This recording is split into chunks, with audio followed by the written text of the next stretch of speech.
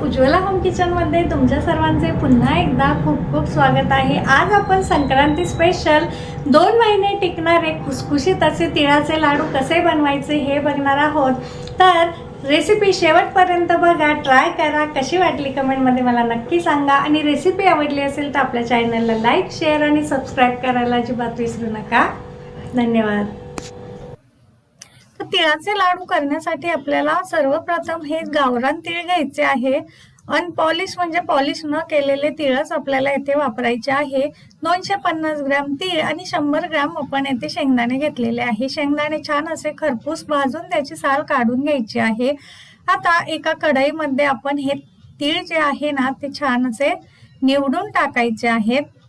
व्यवस्थित ह्याच्यात खडे वगैरे असण्याची शक्यता असते। आता मंद आचेवर आपल्याला हे 3 ते 4 मिनिटं खरपूस भाजून घ्यायचे आहे। तीळ तडतड वाजायला लागले आणि थोडेसे असे फुलल्यासारखे दिसायला लागले की समजून घ्यायचं आपले तीळ छान असे भाजलेले आहे। हे बघा, आपण बघू शकता येते किती थोडासा असा याचा कलर चेंज व्हायला लागलेला आहे।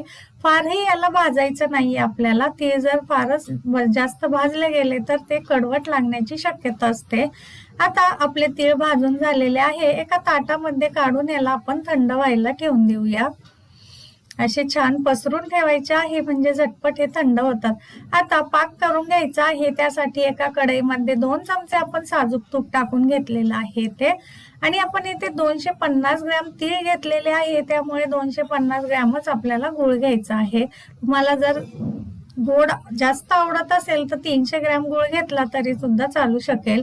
आता यामध्ये 2 चमचे आपण पाणी सुद्धा टाकून घेतलेलं आहे, म्हणजे गूळ पटकन मेल्ट व्हायला मदत होते आणि लाडूही आपले फार कडक होत नाही।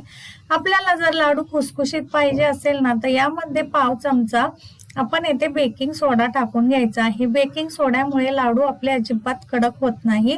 आणि गूळ घेताना येथे चिक्कीचा गूळ वापरायचा नाहीये, मी येथे केमिकल विरहित गूळ वापरलेला आहे। आता गूळ छान आपला मेल्ट व्हायला सुरुवात झालेली आहे। पूर्ण गूळ आपला मिनिटात मेल्ट झालेला आहे। आता आपल्याला ह्याचा पाक तयार करून घ्यायचा आहे। तर पाक आपला तयार झाला आहे। हे आपण ओळखायचे कसे, तर त्यासाठी एका प्लेटमध्ये आपण इथे पाणी घेतलेलं आहे थंड, यामध्ये असे 2 ते 3 थेंब गुळाचा पाक टाकून बघायचा आहे। हे बघा, छान असं आपली गोळी तयार झाली ना की समजून घ्यायचं आपला लाडूसाठीचा पाक परफेक्ट प्रमाणात तयार झालेला आहे। आता लगेचच आपल्याला गॅस बंद करून घ्यायचा आहे आणि यामध्ये आपण तीळ आणि शेंगदाणे जे आहे ना ते टाकून घ्यायचे आहे। आता हे मिश्रण आपल्याला पटापट असं मिक्स करून घ्यायचं आहे आणि लगेचच आपल्याला कढई ही खाली उतरवून घ्यायची आहे, नाहीतर हे मिश्रण आपलं लगेच कडक व्हायला सुरुवात होते। आणि लाडू करत असताना जरी हे मिश्रण थोडंसं आपल्याला वाटलं की कडक झालेलं आहे तर पुन्हा याला आपण थोडंसं गॅसवरती ठेवून द्यायचं आहे। पुन्हा गूळ मेल्ट झाला की हे मिश्रण पुन्हा आपल्याला लाडू करण्यायोग्य होतं। आता झटपट आपण कढई खाली उतरून ठेवलेली आहे आणि असं एका चमच्याच्या किंवा पळीला आपण साजूक तूप किंवा बटर लावून घ्यायचं आहे।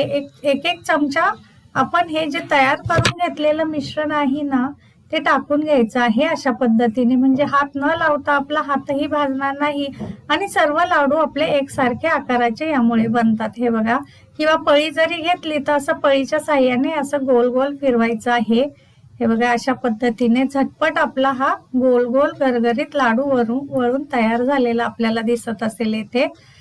हे बघा, लाडू आपला झटपट बनून तयार आहे। अशाच पद्धतीने तुम्ही वाटीने किंवा पळीने, मोठ्या चमच्याने, कुठल्याही गोल आकाराच्या चमच्याने आपण हे केलं तरी सुद्धा हे लाडू असे झटपट वळून तयार होतात आणि हातालाही चटके बसत नाही।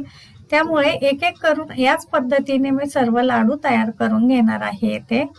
हे बघा, आपण बघू शकतात। हे बघा, झटपट आपले आता हे ताटभर लाडू मी बनवून तयार केलेले आहेत। नक्की ट्राय करा। ही रेसिपी कशी वाटली कमेंट मध्ये मला नक्की सांगा आणि रेसिपी आवडली असेल तर आपल्या चॅनलला लाईक, शेअर आणि सबस्क्राइब करायला विसरू नका, म्हणजेच असे येणारे छान छान व्हिडिओ तुम्हाला बघायला मिळेल।